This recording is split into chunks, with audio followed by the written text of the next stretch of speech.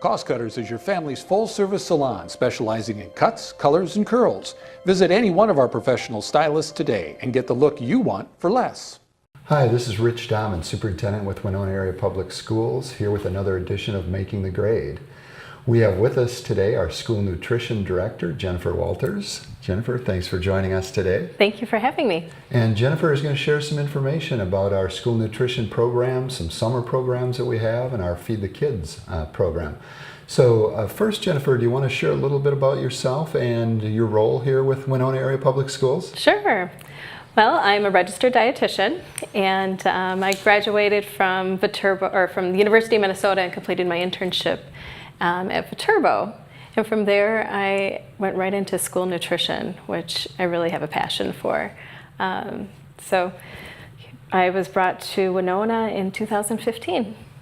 All right. And can you describe a little bit about your role as School Nutrition Director, and what are the things that you oversee in that role? Well, I oversee the entire program, so from menu planning, and I work with our staff, and I like to go out and ask the students what they want to have on the menu because we need to provide the meals that they're going to eat. So I do that, and of course manage the budget, and then do some education as well. Excellent. Can you share a little bit about why proper nutrition is important for students and their families overall and at school? Well, we need fuel for our brains. We need to make sure that we have something to start the morning. So breakfast truly is the most important meal of the day. We need to make sure that our children have enough protein, carbohydrates, and some of those fats too, in order to have their brains work and absorb all that wonderful education that we provide. Yeah, and I know that we provide, you mentioned breakfast, and we have breakfast and lunch programs for students. Does that take place at all of the schools across Winona Area Public Schools? Yes, all of the schools. We do really promote breakfast in our schools. The elementary schools have breakfast before the day, and our cafeterias are quite full. And then at the middle school, we also have a great breakfast program.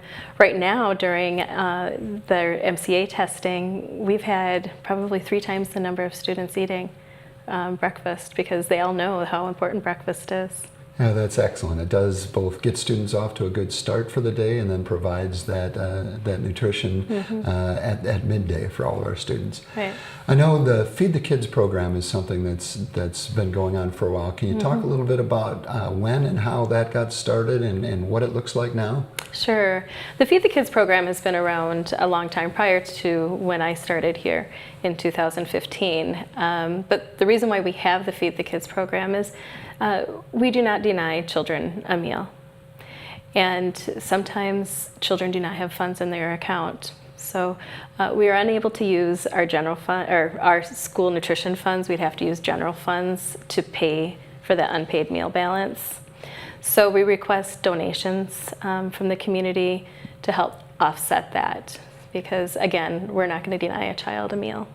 And what students are eligible to take part in the Feed the Kids funds? Is there some any type of qualifications that they need to have to be able to be eligible for them? Well, when people call and ask if there's any assistance, I'll make sure that they have filled out a free and reduced application because if they do qualify for free or reduced price meals, then we're able to take care of that balance. If it's something where they're having some troubles, something comes up, maybe they needed new tires on their car, those things do happen, and so that the funds are used in that way too. And if community members are interested in donating to that fund, how do they do that? What steps should they take? Well, people have done it in different ways. Workplaces have had like a Jean Friday, where they pay $1 and then those donations come to us. They just write a check to Feed the Kids. Some people, I have wonderful people in the community who just write a check every month. That's something that they do when they're part of giving. So it's done in different ways, but we truly do need the money. Right now, our balance is getting quite low. So I'm actually putting out a plea that people donate to Feed the Kids. All right, so going into the next school year, having those funds replenished allows us to continue with that program. Absolutely. Okay, excellent. Yeah. I know that we've talked before about the school breakfast program and school lunch program during the school year, but I also know there's some things going on all year round with school nutrition. Can you talk a little bit about how you and your department help make sure that kids are receiving the nutrition that they need all year round? Absolutely. Children really, in our community, rely on our school meals. Breakfast and lunch, and when school's out, there's no school, there's no meals. So thankfully our federal government has opened up a summer meal program. So this program is federally funded, and when I started in 2015 we didn't have this in Winona. So I applied to become a sponsor for Winona. So Winona Public Schools is a sponsor, and we have about 8 sites now. It's really grown. So one of our most popular sites is the summer library bus. Mm-hmm. So, and it's just a wonderful place for the community because they have a great reading program, and the children go to the reading program, families go to the bus. The program is only for children 18 and younger. But families are wonderful about bringing a little lunch for themselves. The parents sit on the steps and have a little lunch, and the children go up to the bus and get a meal. Another location we have is the Winona Middle School, where we serve breakfast and lunch. So many people make this a part of their day. They stop at the middle school, have breakfast, go about, maybe they go to the park, they do their summer activities, and either go to the library, come back to the middle school for lunch. It is air conditioned, so a lot of people do come to the middle school for lunch. And we have the Key Kids program. So anybody that attends Key Kids in the summer receives free meals for breakfast and lunch. Excellent. So who qualifies for those free meals through the program, and about how many are served every day? That's the great thing about this program is we don't check to see what your income is. So it doesn't matter. Anybody that comes to one of our sites may eat. So if you have visitors from Montana for the summer, they can also come and eat at these sites. So the way a site qualifies for these free meals is based on the income in that area. Okay. So that's why we have the location at the middle school, the library. WK is going to be a site. The East End Rec is a site. So if people go to those sites, nobody knows. That's what's the great thing about the program is I can sit next to you and I don't know how much money you make. And this is a federally funded program? Completely federally funded. So none of the money from Winona Area Public Schools is used. We make sure that we serve meals that meet the qualifications. There's protein, grains. They have to have fruits and vegetables, and of course milk with the meals. So. And do we know about how many people are served each day by that program? About 500. 500 a day? Mm-hmm. Okay, that's excellent. It is, yeah. How does that summer meals program help more than just the student? I look at it as this program has been offered in Winona, and if we didn't take part, we'd be losing out because the federal government has said, here is a program. So it helps people save a little bit because it's expensive to feed your children throughout the summer. So, this gives families an opportunity to spend their money on other things too. For example, they may want to, buy a pool pass or do things like that where maybe without this program they wouldn't be able to do that. I know that as we're getting into the start of May here, we have about 1 month left in the school year. What are some of the things that will be happening over the last month of the school year with school nutrition? I know that we talked a lot about preparing for the summer programs, and what are some of the things that are going on now? Right now we're planning for next school year. So some of the things that we're doing right now is looking ahead and trying out different foods. We recently had a taste testing at the middle school with a different type of, they love mandarin orange chicken. So we tried a Hawaiian version of this chicken, and they love that. So it's a matter of just going out to the schools and asking the children, you know, what do you like and what would you like to see on the menu? And do you usually get pretty good feedback from the students at all levels, at the elementary, at the middle school, and the high school? Yes, we do. And right now at the high school, I'm working with the FFA because we are encouraging farm to school. And so I thought, who better to help us with this than the FFA? And we're putting together a video. So this will be coming out shortly, talking about the importance of our farms and how they support our meal programs. Yeah, let's talk a little bit about the Farm to School program, because it is a wonderful initiative, and it gets kids not only eating healthy foods but also locally produced foods. Can you share a little bit about some of the specifics of that program? Absolutely. Well, you know, we live in dairy country, so milk is a local product. It goes from the farm to the carton within 24 hours. So I think that's really important for children to understand where the food comes from. So that's one example. We work with Southwind orchards. So we bring apples in locally, whitewater gardens, sweet potatoes, and lettuce. We have lettuce from Superior, which is based out of Houston. It's local is much better. There's been a lot of issues with romaine lettuce. You've seen it in the news. But this assures that our children are going to be able to have something that's healthy and locally grown. Excellent. Well, thank you very much for your work with Winona Area Public Schools. Is there anything else that you want to add about the school nutrition program, either things that are happening now, coming up over the summer, or to look forward to next school year? Well, I just encourage people to look at our website, because there's a lot of information that comes up on our website talking about our summer meal programs. Our menus are all online, and all of the nutrition information is online also. So if you have a child that has an allergy or something, they can refer to our online menus to see if they want to eat today or not. Well, again, I want to thank you, Jennifer, for being with us today on Making the Grade, and look forward to all the different programs in school nutrition that are coming up. Great. Thank you for having me. Thank you.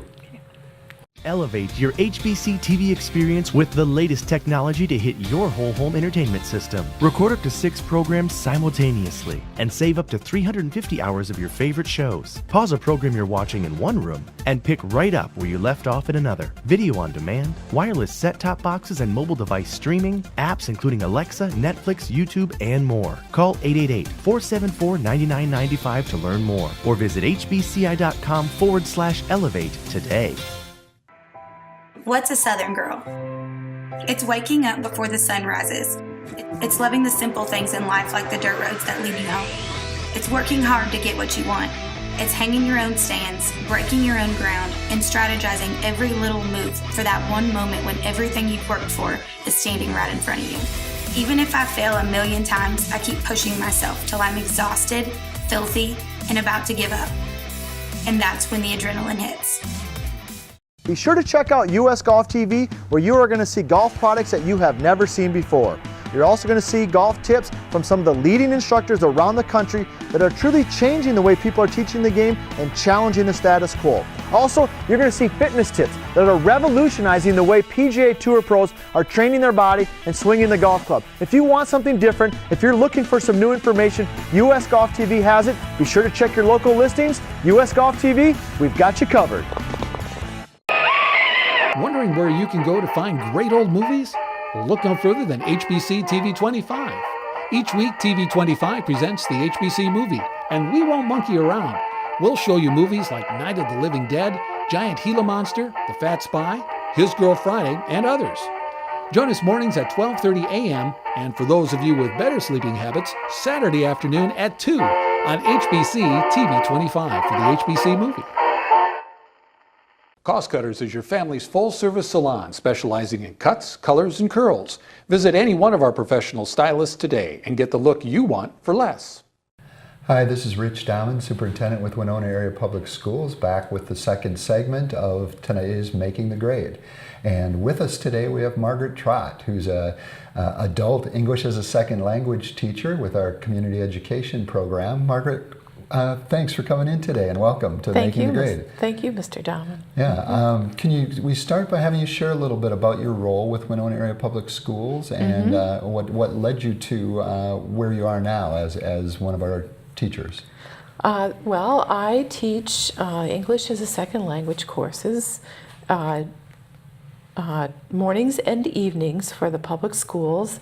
I've been doing that since 2011, so now it's been 8 years. I came to the program because I was studying for my master's in English and teaching English as a second language, and I wanted to get some experience on the ground. So I volunteered with the program a couple days a week, and I really enjoyed being part of it, and eventually I started teaching for the program. Excellent. Is there anything in your background that led you to wanting to go into that field? I guess I've always been interested in people from different parts of the world and language. I've studied Spanish and Arabic myself, and I love to travel, and so this was an opportunity to engage with people from all over the world in our little town of Winona. Excellent. Yeah, it's a great service that you and the people that you work with provide, both for the individual students that you have, but also for our community. Well, thank you. So thank you very much for your work. Can you describe what community education offers for adult literacy classes? Well, adult literacy has quite a wide range of programs. We have GED, which is for people who are seeking a general education diploma. We have ABE for anybody who wants to brush up on basic education skills, math, reading, science, social studies. Then we also have a digital literacy project, which helps anybody from the community improve their computer skills. We have a distance learning project. So if you are not able, if you're working and you're not able to attend classes, you can sign up for distance learning, and then ESL, which is my area, English as a second language. Yeah, excellent. I know that oftentimes when people think about the school district, they think about the pre-K through 12th grade programs that we offer. But through our community ed program, as you mentioned, we in addition to our early childhood programs, we also offer a wide variety of classes for adults. So yes. I think it's important to not lose sight of that, the services that we provide from birth through well into adulthood. In the classes that you teach, what age groups do you typically, is there a typical age group or a range of ages for your students? Well, really, it's quite a broad range, Mr. Dahman. We have students who are as young as 18 who have gotten through their basic high school education or need to obtain a general equivalency degree, but they need to brush up on English before they do that, so as young as 18, and people well into their 70s, all the way through.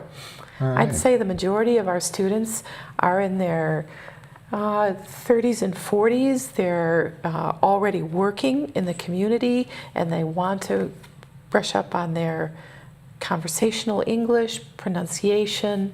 We read and write in the professions. We work on resume building and career. And share a little bit more about what the primary goal is for your students when they sign up to take part in the English as a second language classes. What are their primary goals? Well, I have 2 levels. So the basic level, students are mostly just interested in basic communication, building vocabulary, and learning how things work in the community and in the state and in the country. And then the advanced students, who are already usually working, are wanting to brush up, to improve pronunciation, to become more understandable, to build listening skills, to write and read professionally, to improve in their work, in their careers. Sure, absolutely. How can the community be involved in the English as a Second Language classes? We really open our arms to the community. I have volunteers in all of my classes. I probably have at least a dozen volunteers who come in regularly, at least once a week. And then I have a group of students from the high school in the National Honor Society program who come in on Monday evenings. We have a game night and we play some kind of a communicative game where we have to practice teamwork and cooperate and practice speaking and listening skills. Mm-hmm. And I know that that's a great opportunity, not just for your adult students, but also for the high school students to not only help, but to learn at the same time. So that partnership is something that's really valuable at both ends. Yeah, I really appreciate it. They enjoy each other, and I really enjoy it too. Why, if a community member is interested in taking an adult English as a Second Language class, what would be some reasons why they would want to do that from their standpoint? Mm-hmm. Really the goals vary. With the basic students, they often have kids in the public school system. They want to understand and engage with the school and with teachers, and they want to learn how to do that. They need basic survival skills, how to grocery shop and look for a job. And then advanced students, usually they want to go on with their education, so we practice academic reading and writing skills, or they want to develop in their profession, or they might be looking to advance citizenship skills. So we have a unit on civics every class meeting. Yeah. Mm-hmm. And who is eligible to take the adult English as a Second Language classes? And if someone's interested, how do they sign up? Anybody who wants to practice English is eligible. They can sign up. You can go to the website and email my boss, Chris Dahlke, from there, or you can drop in on a class and check it out and just learn a little bit about what we're doing.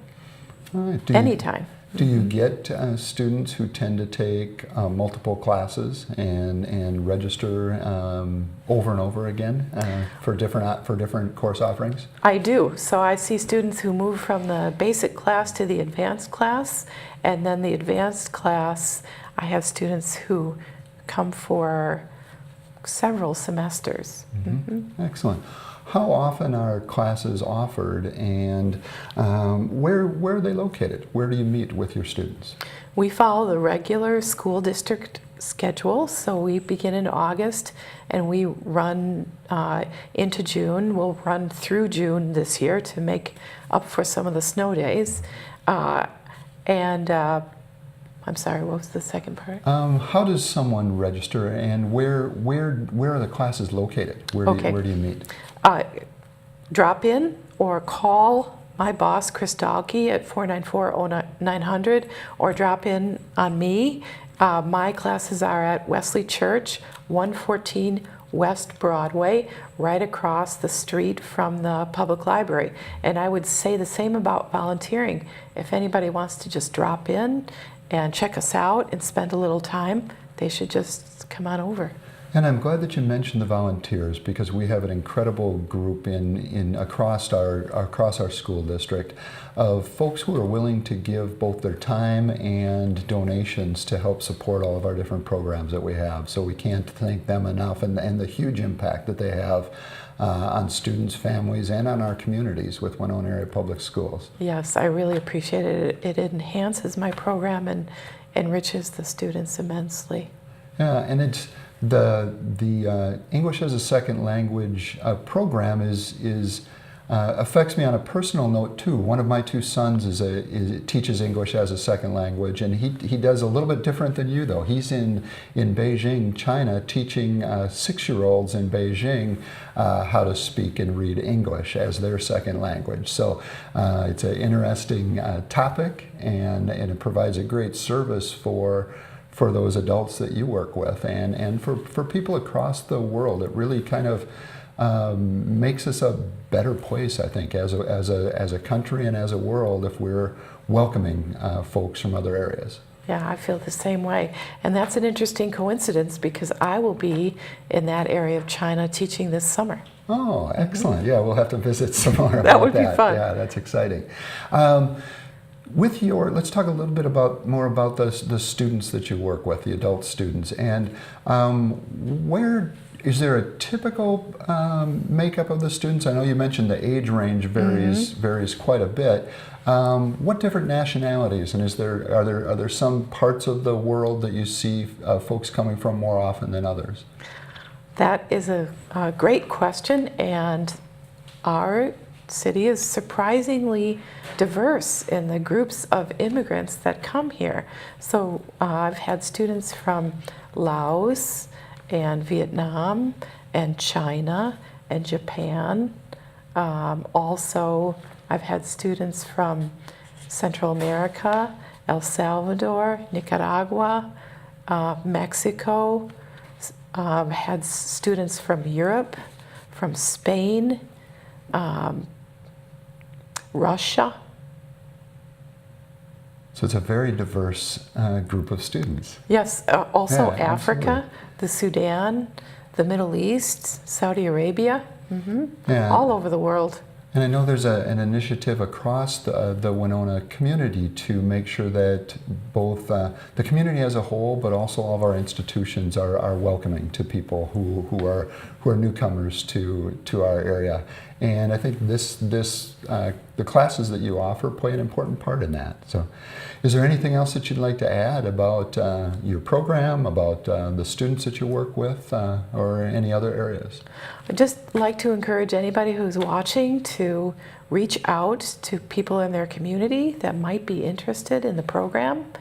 We offer classes Monday through Thursday mornings, 8:30 until 11:30, and Monday and Wednesday evenings from 6 until 8. And we do have childcare available because we want to encourage parents with young children to be part of the program. That's awesome. Well, Margaret, I want to thank you for joining us. If you want to put in one more pitch, if people are interested in signing up for classes, who do they contact and how do they go about that?